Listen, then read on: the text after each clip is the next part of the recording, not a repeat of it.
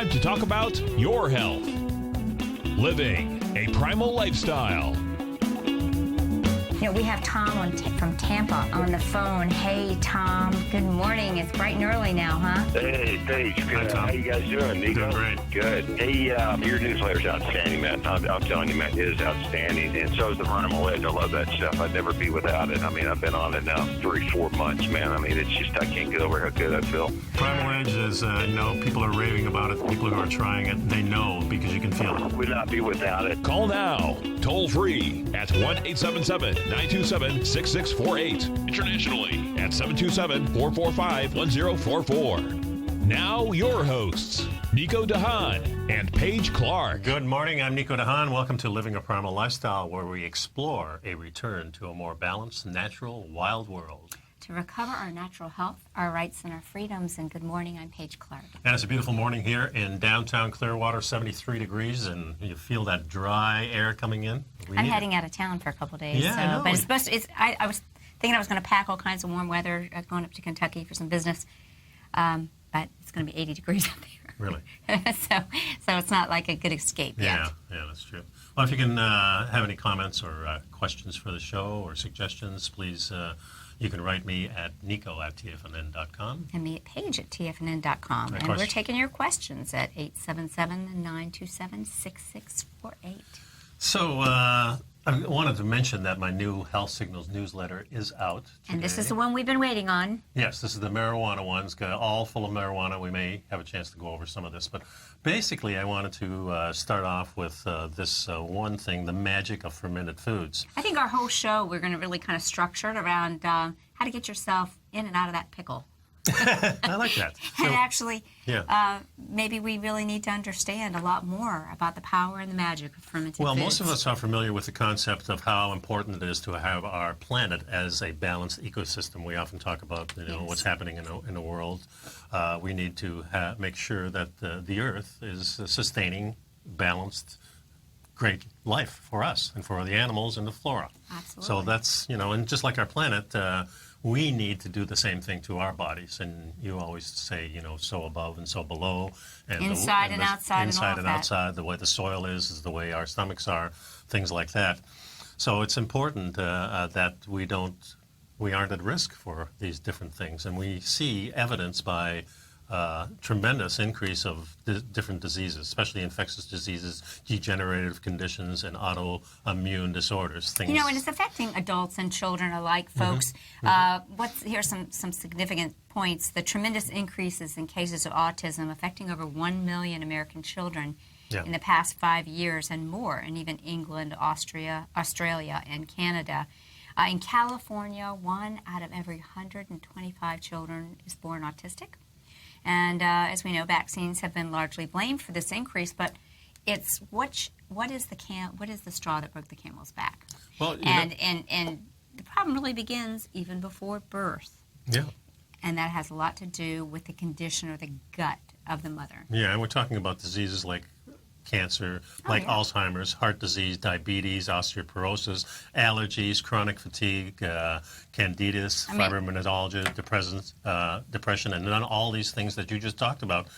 Like you said, in California, 125 out of every 125 children, one of them is autistic. Well, actually, it's even worse than that. I think the statistic has come to be about 1 out of every 55 boys. So it's growing. And because we know a lot of that has to do with how the testosterone is actually impacted by all these things. But it's multifactorial for sure, folks. But why? Why? The question is, why are these problems unique to modern society? And what did our ancestors know that enabled them to live their lives free of a lot of these ailments that didn't even exist? Yeah. And it may actually lie, the answer may lie in that inner world struggling to survive inside of us. Yes, because before birth, a baby grows in a sterile environment of the mother's womb. Mm-hmm. And just before delivery, the mother's cervix dilates about 2 centimeters, which allows the bacteria from the birth canal to enter the amniotic fluid in the womb.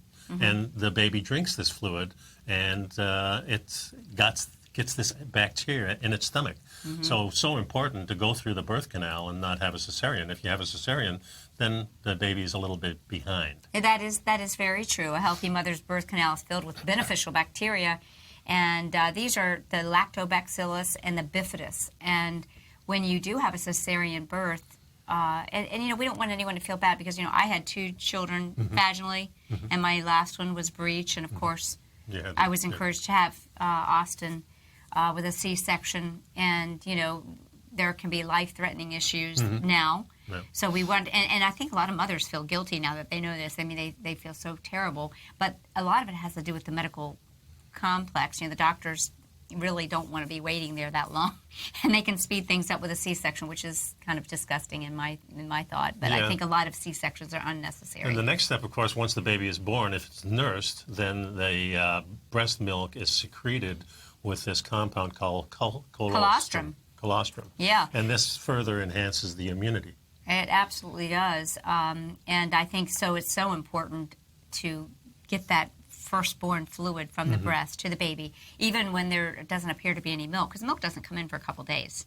The baby is actually getting that colostrum. So the first couple of days are really essential to do that. So crucial, It says for the first 6 hours, the colostrum that is produced contains no sugar, but then the baby's gut seals up and the colostrum becomes sweet with sugar.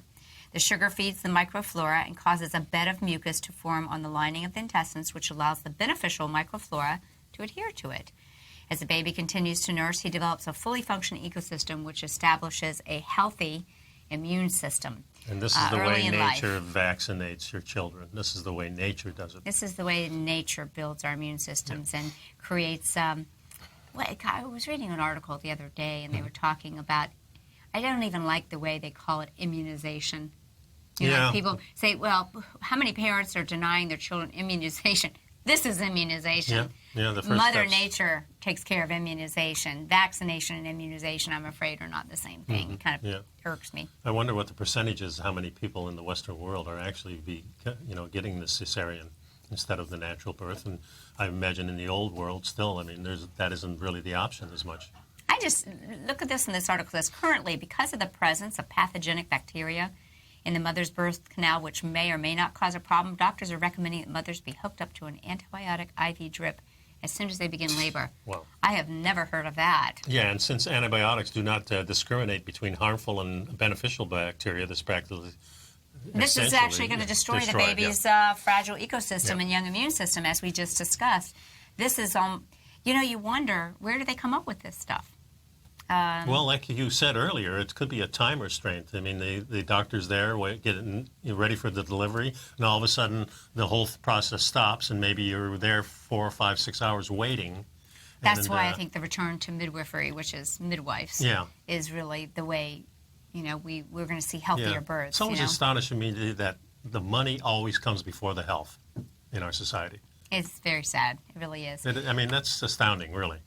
So in an ideal world, as the child grows, he would be fed foods that are rich in probiotics, which would continue to protect him from the harmful pathogens normally encountered in daily life. These foods are largely missing from the modern American diet.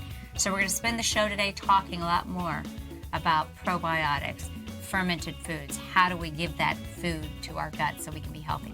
We'll be right back. And take time to pick up our Health Signals newsletter all about marijuana this trip, and also pick up our Healthy Image... This trip. This trip. Primal Edge.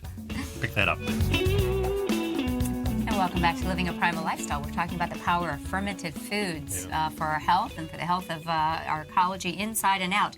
One of the great books, resource, if you really want to learn a lot about this, is Donna Gates' book, The Body Ecology Diet. She's really a pioneer in the nutritional field.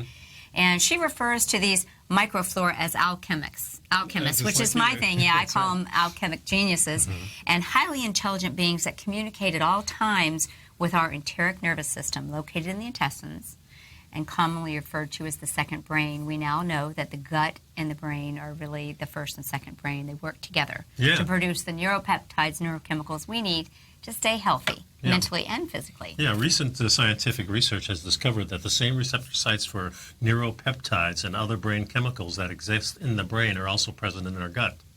That kind of relates to the thing, I got this gut feeling.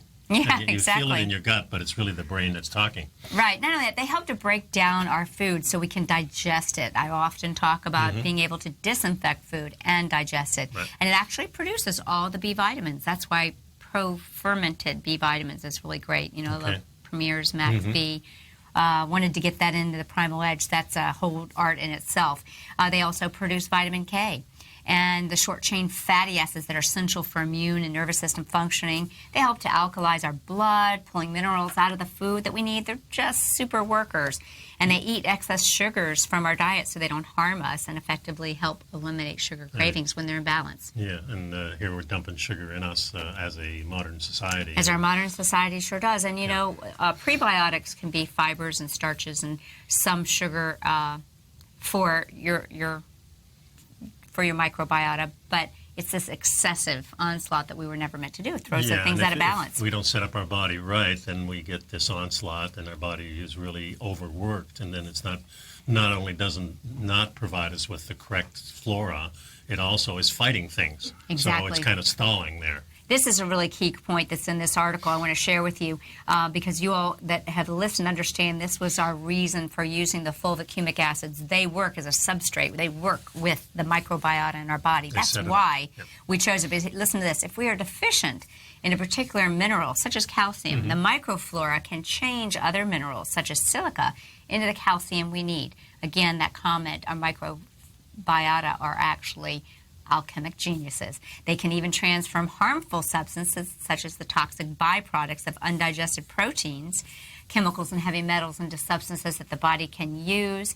And, you know, there you go. I just think that's why we need to understand that we need to help this community in our guts flourish for our own health and well-being. Yeah, because without this, really, we're setting ourselves up to become toxic human beings. Depressed, emotionally. Yeah, and in her book, and this is an old book that you pointed out to me earlier. It's not a recent book, but she already had felt great book. that She was ahead of her time. Yeah, she said that autism was really a gut-brain disorder. Absolutely. So the messaging between our gut and our brain is kind of short-circuited. That's the way she sees it. And she has her protocol has been used very successfally in helping people. Bedrock diet, which is the body ecology diet for our kids. Little acronym, yeah. And so again, it's the institution of healthy fats and fermented foods and things that we can digest and absorb. So it's really great. Yeah, and one of the things she mentions too, in order that to do this, we only have to look at the way our ancestors ate and prepared foods. Traditional cultures from all around the world all incorporated probiotic rich foods into their diets. Before modern technology gave us refrigeration, and even in underdeveloped countries today, the only way to preserve food was to ferment it. In different ways. You know, kombucha was actually medieval soda pop, everybody, you know? Right. I mean, fermented teas and so forth were the way that they got that flavor. Yeah. And we often mention that to go to the Weston A. Price site. Right. And, get the book on nourishing traditions. Well, by Sally Fallon Fallon is the head of the Weston A. Price, and her book, Nourishing Traditions, is a cookbook that everybody should own because it's an educational cookbook. Yep. It gives you these old time-tested recipes. Should be used in colleges and universities and high schools, really. Because it really gives you the information about the healing benefits of ancient foods, and it kind of inspires you to start using this in your everyday cooking. I gave both of those cookbooks to my daughters for Christmas. Nice. Now they're going to get a different cookbook this year. Yeah. I always find them ones that teach them. You're a good mom. Well, you know, the thing about it is we can, if we really look at these, this is a way of transitioning the knowledge. I'm very concerned that many of today's generation doesn't really understand what real food is or cooking, and that's no fault of theirs, really. No, it isn't. And, everything is hidden because our fast food industry and our modern food industry kind of hides the way food affects us. We often talk about that we need the animal food, we need the healthy fats, animals that are eating the right diet. But then on the other side, we do need the greens, we need the flora, but we need it from organic things, but that's not the only step. The other step is that we need to ferment, we need to pickle, we need to let these things sit for a while so the toxins that are in there are abated, that we're getting healthy food because it's fermented. And it's really much easier than you think to start making fermented vegetables, and it can be quite beautiful. I noticed the picture you've got as these two lovely women in front of their big jars of a variety of colorful vegetables that they are fermenting in their big jars, and it's really as easy as using a little bit of a culture starter or a little bit of cultured whey from the top of, when you buy your Greek yogurt and that liquid is on the top. That's very precious. Pour that off and use it to start your own fermentation of your vegetables. Yeah, and this is actually a school that teaches fermentation. It's in the Ozarks, and they have a whole workshop, a day-long workshop where they discuss and taste all sorts of fermented foods and beverages and homemade yogurts. Kefirs, yogurts, kombucha, and miso. Miso is a form of soy that is actually a fermentation. Yeah. I would say soy is not a toy for the girl or the boy because the majority of the soy today in this country is GMO. It's contrary to what people think. And I cringe when I see, women going into the grocery store buying soy milk by the cartons and avoiding other types because they somehow or another believe that soy is beneficial for of course, many menopause and everything. Formulas and things like that are made It's from been soy. horrific. Yeah. And if you take a look at our young boys, that many of them have bigger breasts. Yeah, the bigger breast. I drew a blank on the word, but the soy is responsible. Soy interferes with thyroid function. The soy encourages estrogen production. There are two types of soy that can be healthful, and that's fermented soy, which is miso or tempeh. So I always say soy is not a toy for the girl or the boy, but miso and tempeh are okay. Yeah. So if you can remember that rhyme. Yeah, and the soy sauce that you get at the normal grocery store, it's tamari is what tamari is fermented. Is fermented, and it's from traditional macrobiotic diet. That's one of the real good things. This is real interesting because, of course, they've got this workshop at the school in the Ozarks, but if you go to your local health food store, I bet you in a month or two they'll have some kind of classes on fermenting. So if you really want to get into this, you go to your local food store. You can learn to make them yourself. They're relatively inexpensive. If you buy them in the grocery store, they're a little bit more expensive. But folks, historically, the American Indians pounded vegetables and put them in the vessels below the ground, let them stay there for months or even years. Not to be feared. Our today's modern canned vegetables are not the powerhouse that you can generate by using fermentation. So stay tuned and let's learn a little bit more about this. We'll be right back after the break. And welcome back, folks. So we're talking about, what's in our gut. And you mentioned before the break that American Indians pounded their vegetables, put them in these little vessels below the ground where they stored for months for months. Or years. Yeah, but in Holland, I remember distinctly that every week we had one meal was always sauerkraut and sausage. And, whereas people would often look at sausage and all these things, say that's unhealthy, it's just not true. Well, it depends how it's made, of course. Yeah. But sauerkraut is one of the most popular fermented foods. It's made from cabbage, which is known as anti-cancer properties, has high levels of vitamin C and major minerals. Let me interject there, too. The doctrine of signatures. Cabbage is like a ball with multiple layers. Mm-hmm. So that kind of gives you that indication that just like our stomach lining has lots of layers and mucus, it rebuilds the stomach. Yeah, my friend Ron, who recently passed away, was the guy that introduced me to the macrobiotics, and he always took a cabbage. He always wanted the one that was kind of squatty because it's easier to cut. Oh. He always had these little methods, and he says the cabbage, the perfect food. You can live just off of cabbage. Yeah, that's amazing. Cool. And so the ancient Romans valued sauerkraut so much for its medicinal purposes that in the 18th century, in England even, Captain Cook had 60 barrels of sauerkraut on the ships, and those were the years that they did not experience the scurvy, because it is actually high in vitamin C by way of these microbiota. Yeah. And Captain Cook, he did this, of course, scurvy was one of them. Well, that's how we came up with the word limeys. Yes, that's right. The sailors, they realized that it was something in the lime. So Captain Cook was finding this out, but other ones found out that it was the vitamin C, but when they had limes, they didn't get the disease of the teeth, which is awful. Now, in Russia and Poland, green tomatoes, peppers, and lettuces were favorite cultural foods.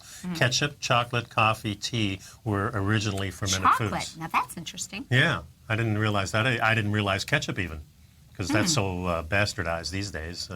You got the corn syrup in it in the United States. Right. Go to Canada or go to Mexico, and the corn syrup's not in the... You can find organic brands of ketchup if you are a ketchup lover, and that's really key because the stuff that we've been conditioned to buy, the Hunt's, the Del Monte, it's all got the high fructose corn syrup in it. So, Oriental people prepared and ate cultured foods with every single meal.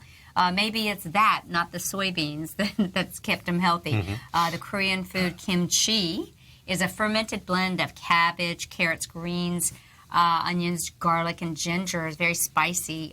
The Japanese eat a fermented food called umboshi, plums. Yeah, umabushi. Umabushi, okay. I can correct you for the change. There That's you pretty go. cool. Miso, soy, natto, and tamari, of course. The Chinese government distributes cabbage to the population each fall to ferment and store for the cold winter months. Wow, that's something. Yeah. So unfermented soy products such as soy milk and tofu are really harmful to the health. Which we talked about that. The Indonesians actually eat tempeh, which is the fermented soy. And it's important to note that the only soy foods that the body can actually digest and tolerate it are fermented, as we talked about on the previous break. And kefir, you always mention kefir, that. which actually means feel good. Yeah, I didn't realize that.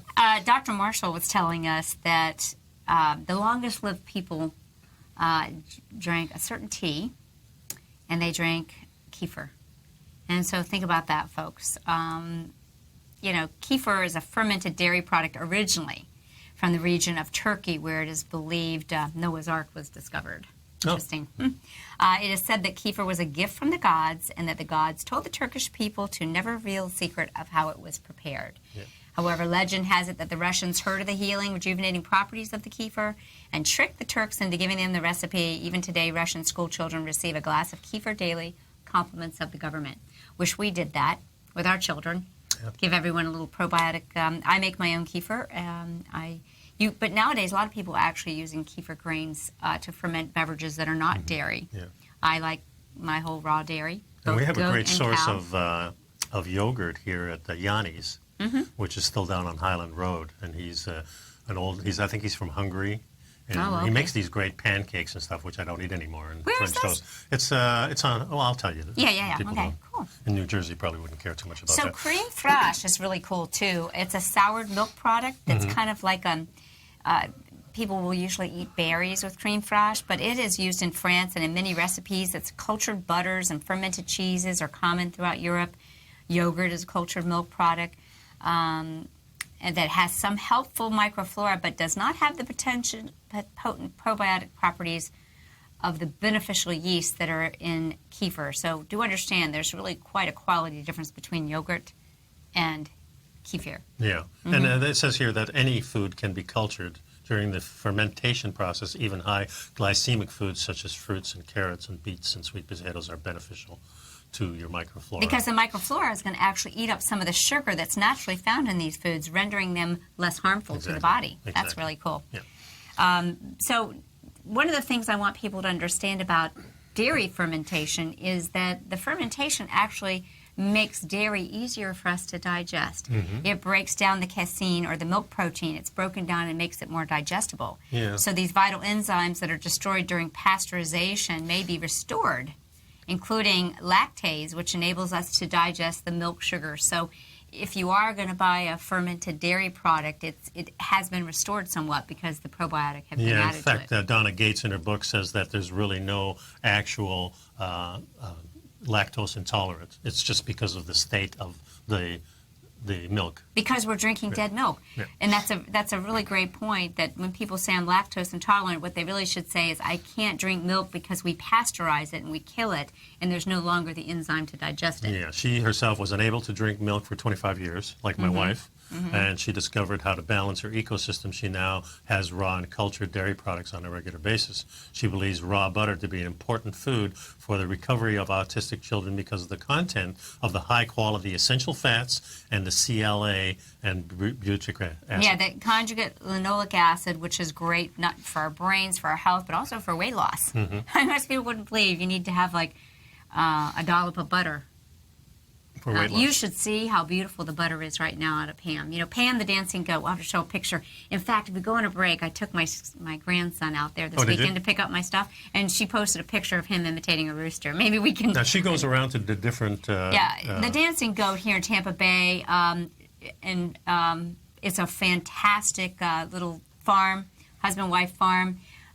Pam has goat milk. She raises chickens, duck eggs. I get duck eggs from her. And she's actually one of the stars in a new feature film called Farm Her. Farm Her. Oh, cool. Yeah, I don't know. Maybe we can see if Al can find the clip. I don't know if we can get that done or not. But if not, if you're in the Tampa Bay area, visit Pam at the Dancing Goat. She travels to different markets. A standard fixture at the world-famous St. Petersburg market, which will be opening up fall hours, fall location, next month. Yep. On the Telestrator here, I have up the Health Signals newsletter. Experts tell you the truth about pot. A lot of articles in here telling you it turns on your body, designed to work better with cannabis.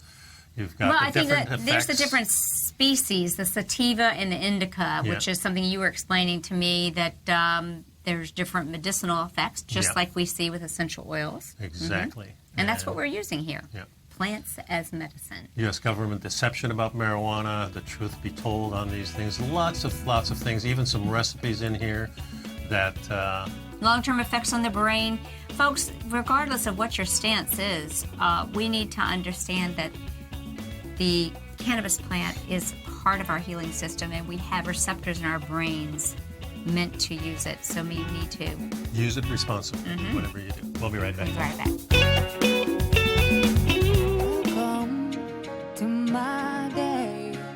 It's a way of life that is easy to love. Get on the back of a horse and watch the sun rise and move some cows in the morning, and I wouldn't have to talk you into doing it again. That's beneath my skin. Down here in Texas, you grow year-round.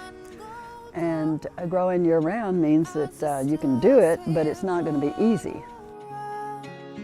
So I will fight for you. This land is all I needed all along the way. I will show my love, strong hands, both used to bleeding sun and sweat of me. It's hard work. At the end of the day, you're tired. And I think that's a good way to be at the end of the day. They make my day. So hopefully you guys got to see a little clip of the upcoming movie Farm Her, and Pam is one of the stars in that. Yeah, and you can find her on Facebook, Dancing Goat Dairy. Yes. And Albert says, goats and rain, not a good mix. Hope everything is okay there at the Dancing Goat. It was quite muddy out there. I'll bet. Yeah. And they've got great little chicken. She has chicken eggs and duck eggs, and I don't know if you're aware, but duck eggs really have a great nutritional profile. They're People very who rich. are allergic to chicken eggs, the duck eggs are the answer for that for sure. There seems to be a bit of confusion going around about fermenting foods and the difference between Pickled and fermented. Yeah, and that's there is a difference in there. I wasn't sure what the difference is. I think it's just a matter of the fermentation goes much farther. Pickling is just the first step in the process, and pickling kind of leaves it there, where fermentation has the oxygen going into it more, and then the fermentation takes place, and that's the way I understand it. Foods that are pickled are those that have been preserved in an acid medium. In the case of various types of supermarket pickles that are on the shelf, pickling comes from vinegar. Right. These vinegars, vegetables, however, are not fermented, even though the vinegar itself is a byproduct of fermentation. So here's an explanation. This is an author of The Real Food Fermentation, explains that the confusion comes from the overlap in definition. Not all fermented foods are pickled. Right. And not all pickles are fermented. So. And also, if you ferment your food, then you're getting the probiotics, but the pickling itself doesn't release as much of the probiotic, my understanding of it. And I think pickles are really great just for that tart, sour taste. Yeah. We know from traditional medicines that we need to have salty taste, we need to have sweet, we need to have hot and spicy, we need to have bland, and we need to have salty. So I think that helps, and I think there are some benefits there. Especially if you're using the right kinds of vinegar and the right kinds of salts. Yeah. What about alcohol fermentation? In the case of wine and unpasteurized beers, fermentation occurs as the result of certain yeast converting sugars into alcohol, but there is no pickling that takes place despite the common expression. when you get drunk, you get pickled. Oh, that's true. Yeah. So home fermentation of vegetables preserves without the use of any pressure or heat, unlike supermarket versions of the same foods. I spoke to you a little bit about that. It kind of allows the ubiquitous and beneficial lactobacilli present on the surface of all living things. I mean, we have these bacteria on our skin to proliferate, and they create lactic acid, which not only pickles and preserves the vegetables, but also promotes the health of those that consume it in the following ways. Yeah, in our modern food, we really don't have the time, or the cost is too high to provide you with this really good stuff. So the modern society says, money comes first, so we're just going to kind of skirt the whole thing. We'll put it under pressure. It's kind of like it. We kind of fool you. Yeah, it's pickled, but it's not really the same thing. So don't be fooled by unhealthy supermarket pickled versions of homemade fermented foods. If you're looking for ready-made fermented foods, go to your natural health grocery store and look for, in the refrigerator section, you should find a selection of, homemade cabbages and so forth that have been fermented and are continuing to do so. The modern foods today are the products of the high heat and pressure, which destroys these nutrients. Yeah, and unfortunately, in a lot of stores, these real good ones are kind of expensive. So the thing to do is really learn how to do this yourself. It's really easy. It just takes a little bit of time, and the rest of it's done while you're doing other things. And it provides you with a great food, and you don't have to eat a lot of fermented foods. It's like a condiment alongside your plate. But if you put a little dibble, if you have some sauerkraut or kimchi or something like that, putting a little bit alongside every one of your meals gives you a dose of probiotics that the supplement probiotics that you buy can't even compare. They don't even come close. Where they may be selling them in the millions and billions, and they have a little war over who has the most probiotics in their supplement, and you pay. If you get a good one, you're paying $60 a month for a month's supply. They don't even compare. You could, in the size of your pinky nail, you would get trillions of bacteria from a fermented food. Yeah, and since we know that it's a good idea to shift over to different types of these probiotics, maybe every 3 months or so, to get a different strain in there. I think it's a real good idea to shake it up a little bit in the different foods that you have. But every 3 months you change them up and you get a different one, and then, I think you're better off. I've heard about this medieval medicine that was called the Four Thieves. Well, the Thieves' Oil was an essential oil recipe. Okay. And for those of you who may not be aware now, this article is about the Four Thieves vinegar. Yeah. Let's talk a little bit about that, but I also will share with you the Four Thieves story about the essential oils. But this has a lot to do with the evolution of a medieval medicine. And the bubonic plague wreaked havoc in Europe, as we know. About 600 years ago. And peaked in the 1300s, century after century. As late as the 1700s, outbreaks claimed the lives of over half of our population. Yeah, each time it broke out, it claimed about half. It had a big, huge. It had a big impact on the life of William Shakespeare, and it claimed the lives of some of his siblings, as well as causing his theater to be shut down because of the nasty outbreaks between the 1590s and so forth. And it's commonly considered to be a bite-based infection from rats, the right? rats, yeah. A lesser-known fact is that there were many more victims than those bitten by fleas. It turns out that the bubonic plague was often the first step of a progressive series of illnesses. Two other types were pneumonic and septicemic. So you were getting blood infection as well as respiratory. And the resulting pneumonic plague was also very infectious and allowed person-to-person transmission.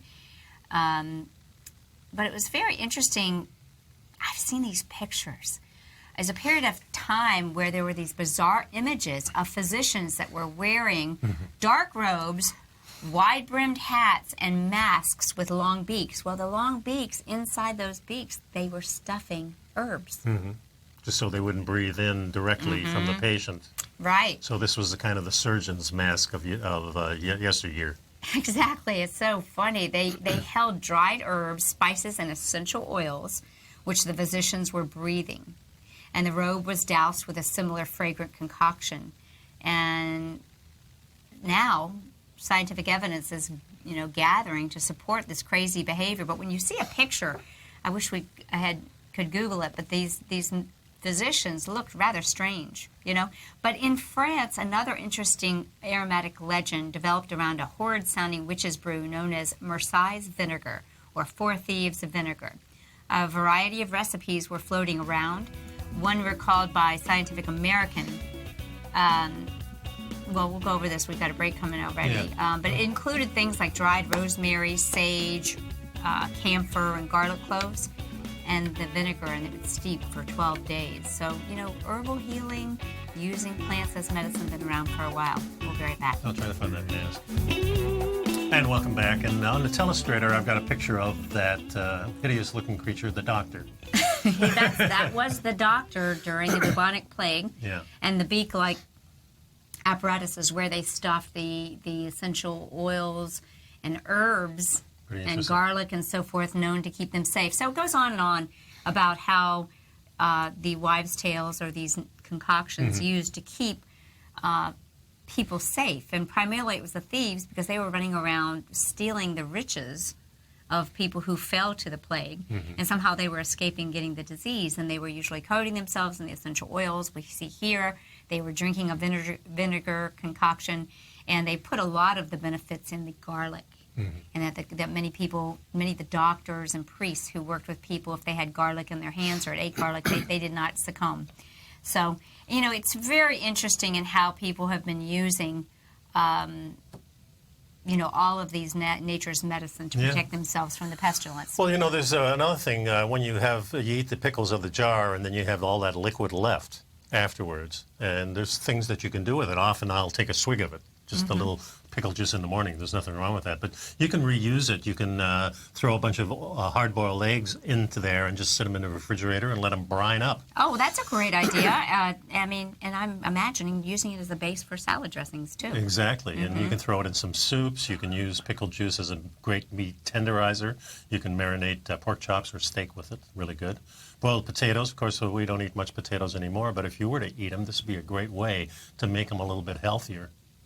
I'm going to tell you, I was someplace, had a wonderful recipe that was a Croatian potato salad, and it was based on using vinegar, and it was really delicious. So this would be a great addition. Yeah, if you have any people that come from Europe, especially Central Europe, and they're neighbors of yours, knock on their door and ask them about all these different foods that they've been fermenting and pickling probably for years, and they're probably still doing it too. And if you make barbecue sauces, use this wonderful pickle resource in other cooking, making store-bought barbecue sauce. I mean, again, we talked about how these store-bought sauces are just fraught with chemicals. Macaroni and cheese. Of Now course, that's interesting. Yeah, use a dash of pickle juice. You can use, in place of vinegar, and you've got Gazpacho, yeah. If your fish or veggies need a lift, just add a little drizzle over them. Good boy, there's a lot of things. Elevate your hummus. Add it to your Bloody Mary. Yeah, that would be a there perfect you go. Bloody Mary. Yeah. Yeah. Poached fish. If you have a meatloaf recipe, you can use that. Right. And there's something called Jewish deli bread, since the dough is fortified with a little bit of pickle juice. Kind of like sourdough, in a sense. Sourdough. I actually picked up some bread the other day that was called spent grain bread. Sprouted spent grain sourdough bread. So what they did is they used the grain to make beer. They do this to Whole Foods. They make the beer, then they save the grains, reuse them to sour the dough. Oh, that's pretty cool. Yeah. And, of course, the number one thing to use pickle juice for is getting rid of your weeds. Did you know that? I had no idea. You can pour them right on your weeds, and I guess it puckers them up so much that they go away. Well, that's great. That's pretty good. Don't use your Monsanto Roundup. Save your pickle juice. So if you have an extra refrigerator, just save it, and then you can go and spray them on your weeds. That's interesting. No, I like that. The last page on my Health Signals newsletter, I have this. My wife and I watched this the other night. It's called From Neurons to Nirvana, Understanding Psychedelic Medicines. 2013, it was brought out. It's a free one on movie? YouTube. It's a movie. Really talking about marijuana, talking about ayahuasca and mescaline and all these different things and how they were used in the ancient times. And, you know, used for religious services and things like that, but also used to kind of expand your mind and to make you a little bit more mellow and see things that you normally wouldn't see. Of course, we experienced a lot of this in the 60s, at least I did, fooling around a little bit with some mushrooms and having a little bit of acid and smoking marijuana. But, you know, That was the old days. Nowadays, don't do that anymore. But it's interesting to go through this process and maybe learn. And if you a little get the bit more about newsletter, it. you've got the link. Watch now to see There's this some great great movie. recipes in there with cannabis too. So enjoy. Have a See you next wonderful time. day. You're watching Tiger TV.